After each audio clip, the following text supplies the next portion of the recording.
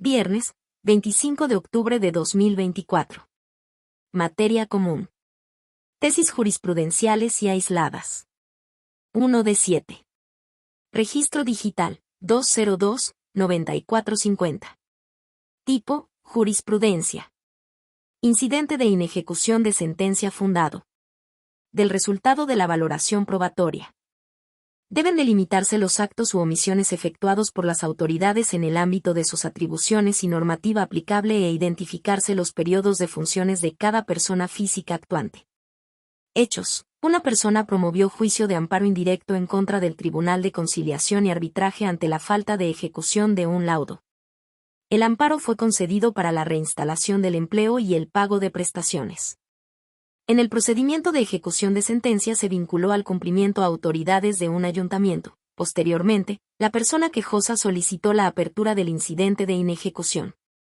El juez de distrito determinó el incumplimiento que atribuyó al ayuntamiento de forma genérica. Por ello, ordenó remitir los autos al tribunal colegiado, quien declaró fundado el incidente en los mismos términos y determinó su envío a la Suprema Corte de Justicia de la Nación para la sanción respectiva.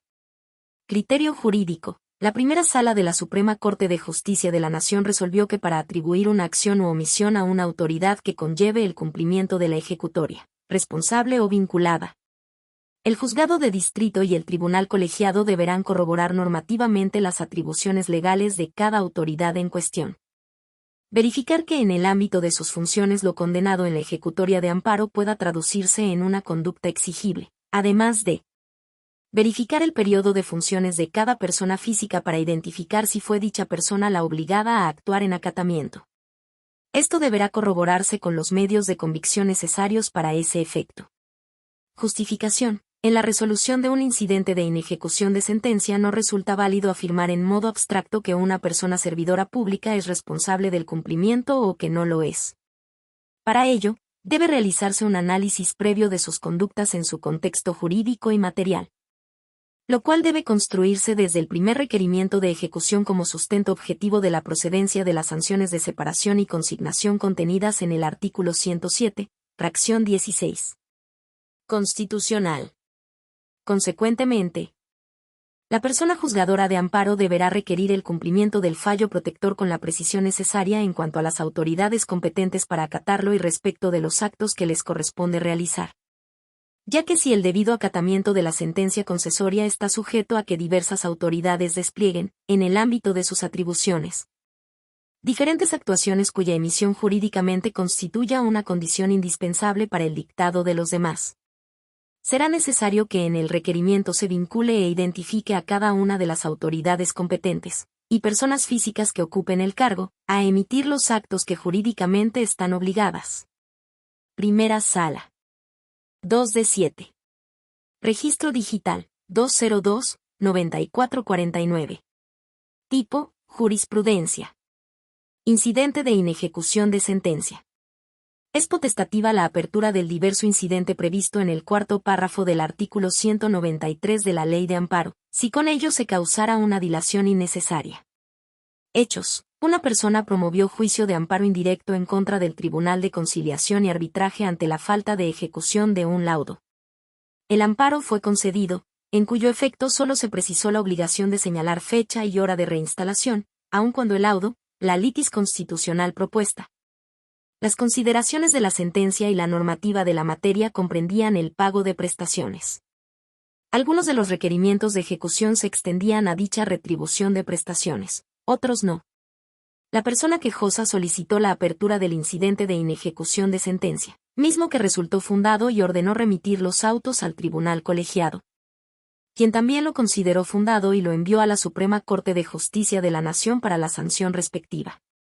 Criterio jurídico. La primera sala de la Suprema Corte de Justicia de la Nación resolvió que, si se advierte que la apertura del incidente previsto en el cuarto párrafo del artículo 193 de la Ley de Amparo causaría una dilación innecesaria al procedimiento, en la propia resolución del incidente de inejecución de sentencia se puede precisar, definir o concretar la forma y términos del cumplimiento de la ejecutoria sin la necesidad de tramitar aquella incidencia. Justificación. Si bien el párrafo cuarto del artículo 193 de la Ley de Amparo establece que en el supuesto de que, en la etapa de ejecución de sentencia, fuera necesario precisar, definir o concretar la forma o términos del cumplimiento de la ejecutoria. Cualquiera de los órganos competentes podrá ordenar de oficio o a petición de parte la apertura de un incidente para tal efecto. Ello se advierte como una facultad potestativa de los órganos competentes que puede asumirse al resolver el incidente de inejecución de sentencia. Es así que, la decisión de no dar trámite al incidente en comento, se justifica si ello evita una dilación innecesaria al procedimiento de ejecución y hace posible el derecho a una adecuada impartición de justicia. Esto, desde luego, sin eludir la clarificación de los términos del cumplimiento. Primera Sala. 3 de 7. Registro digital, 202-9451. Tipo, jurisprudencia. Incidente de inejecución de sentencia. Para resolverlo es procedente precisar, definir o concretar la forma y términos del cumplimiento, si se advierten errores o imprecisiones, incluso, tratándose de los efectos de la sentencia. Hechos. Una persona promovió juicio de amparo indirecto en contra del Tribunal de Conciliación y Arbitraje ante la falta de ejecución de un laudo. El amparo fue concedido, en cuyo efecto solo se precisó la obligación de señalar fecha y hora de reinstalación, aun cuando el laudo, la litis constitucional propuesta. Las consideraciones de la sentencia y la normativa de la materia comprendían el pago de prestaciones. Algunos de los requerimientos de ejecución se extendían a dicha retribución de prestaciones, otros no. La persona quejosa solicitó la apertura del incidente de inejecución de sentencia, mismo que resultó fundado, y ordenó remitir los autos al tribunal colegiado, quien también lo consideró fundado y lo envió a la Suprema Corte de Justicia de la Nación para la sanción respectiva. Criterio jurídico. La primera sala de la Suprema Corte de Justicia de la Nación resolvió que, atendiendo a los alcances del derecho de acceso a la justicia y tutela judicial efectiva, si se advierten errores e imprecisiones en los requerimientos o en los efectos de la sentencia, que generen incertidumbre en el cumplimiento, para emitir resolución en el incidente de inejecución, cualquiera de los órganos jurisdiccionales competentes, juzgado de distrito, tribunal colegiado o Suprema Corte de Justicia de la Nación, debe precisar, definir o concretar la forma y términos del cumplimiento de la sentencia. Justificación. Esta facultad de disipar las ambigüedades en el cumplimiento tiene origen en el párrafo cuarto del artículo 193 de la Ley de Amparo, en donde se prevé esa posibilidad. De oficio o a petición de parte, si en la etapa de ejecución de sentencia es necesario precisar, definir o concretar la forma o términos del cumplimiento de la ejecutoria. De ahí que, si al resolverse el incidente de inejecución, se advierte que el cumplimiento se ha requerido de forma inadecuada e incompleta o que los efectos de la sentencia son equívocos y ello impide definir si el fallo está cumplido o no, deben corregirse esos errores e imprecisiones. Primera Sala. 4 de 7. Registro digital, 202-9452. Tipo, jurisprudencia. Incumplimiento de sentencia de amparo. Elementos para tener por acreditada la conducta. Hechos. Una persona promovió juicio de amparo indirecto en contra del Tribunal de Conciliación y Arbitraje ante la falta de ejecución de un laudo. El amparo fue concedido. En el procedimiento de ejecución de sentencia se vinculó al cumplimiento a autoridades de un ayuntamiento. Posteriormente, la persona quejosa solicitó la apertura del incidente de inejecución. El juez de distrito determinó el incumplimiento que atribuyó al ayuntamiento de forma genérica. Por ello, ordenó remitir los autos al tribunal colegiado, quien declaró fundado el incidente en los mismos términos y determinó su envío a la Suprema Corte de Justicia de la Nación para la sanción respectiva.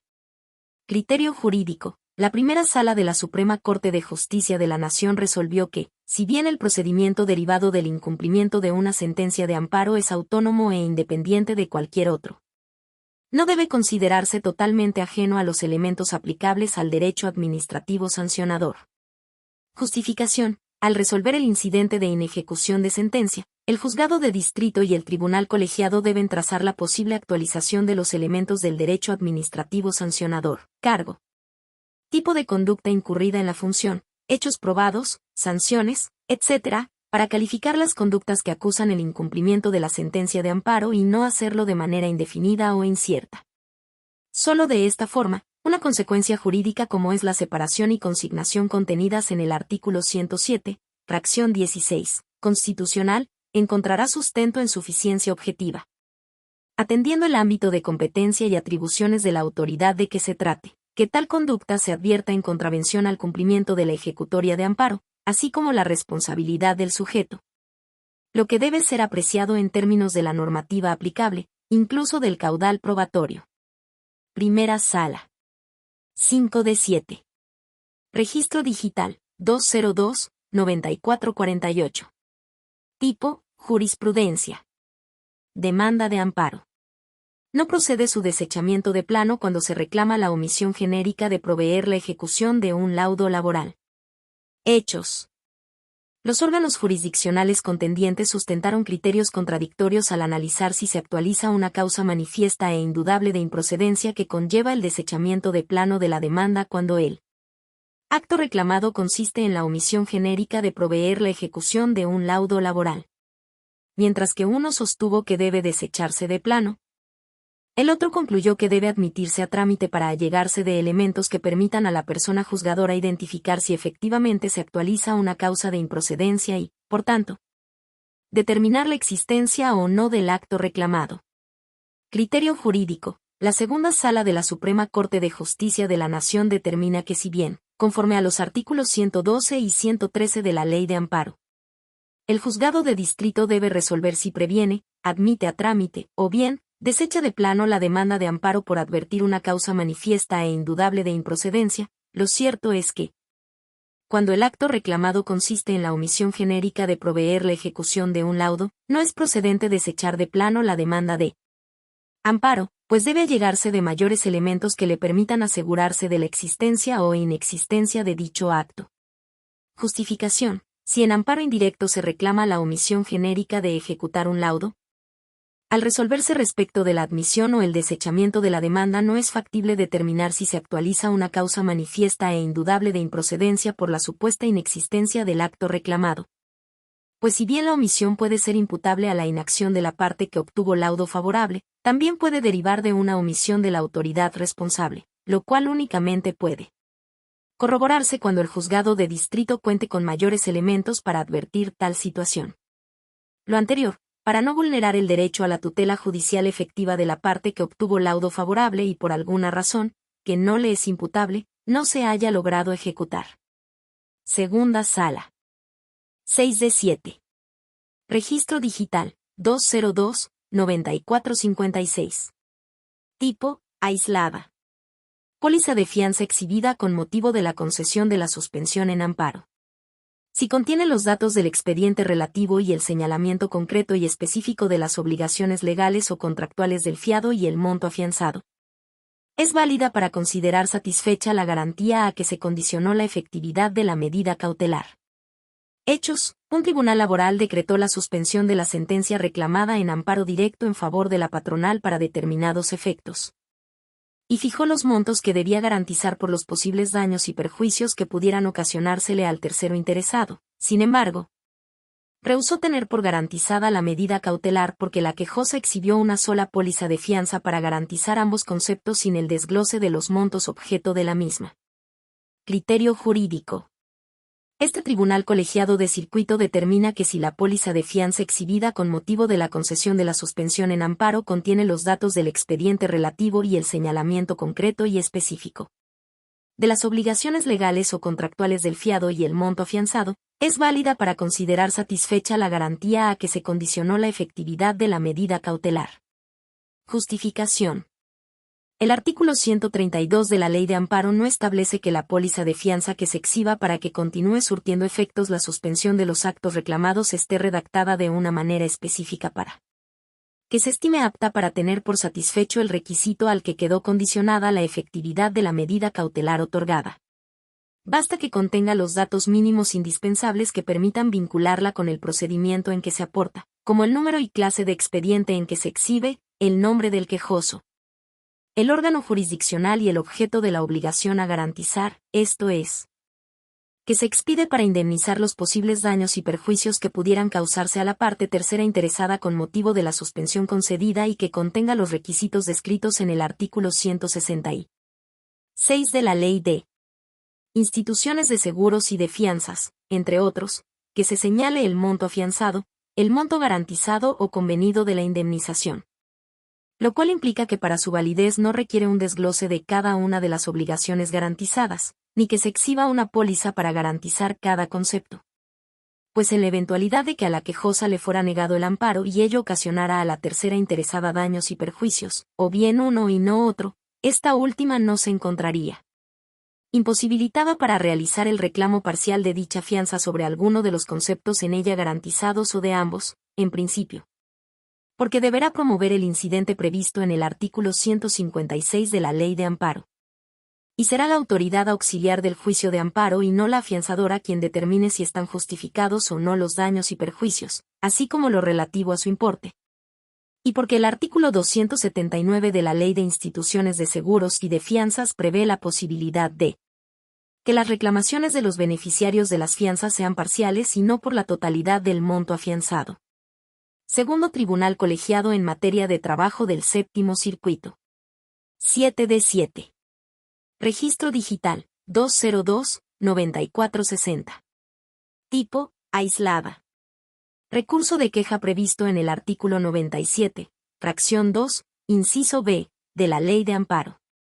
Procede contra la modificación o revocación de la suspensión de la sentencia reclamada por hecho superveniente. Hechos, un tribunal laboral, como auxiliar en la tramitación del amparo directo, decretó la suspensión de la sentencia reclamada en favor de la patronal. Derivado de hechos supervenientes que la parte actora en el procedimiento de origen hizo de su conocimiento, la modificó oficiosamente.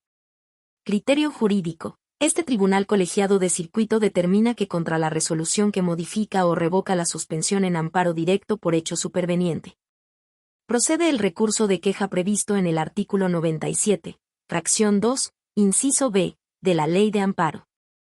Justificación. Si bien es cierto que el citado precepto únicamente establece la procedencia del recurso de queja cuando en amparo directo la autoridad responsable no provea sobre la suspensión dentro del plazo legal, conceda o niegue esta, rehúse la admisión de fianzas o contrafianzas, admita las que no reúnan los requisitos legales o que puedan resultar excesivas o insuficientes.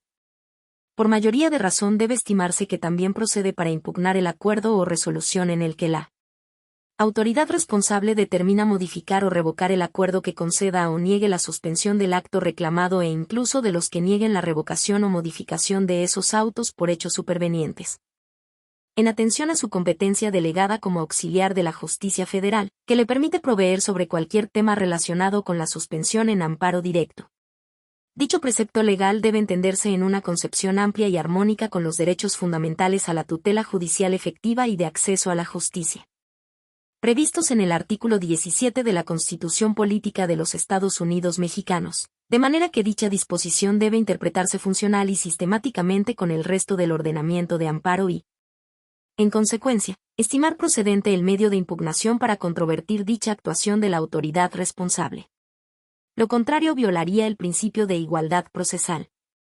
Pues en ese escenario la quejosa no podría interponer este recurso cuando la autoridad responsable determine modificar o revocar las condiciones o lineamientos de la suspensión otorgada con motivo de los hechos supervenientes que haya hecho de su conocimiento la contraparte de aquella, lo que sería inequitativo y contrario a los citados derechos fundamentales. Segundo Tribunal Colegiado en Materia de Trabajo del Séptimo Circuito.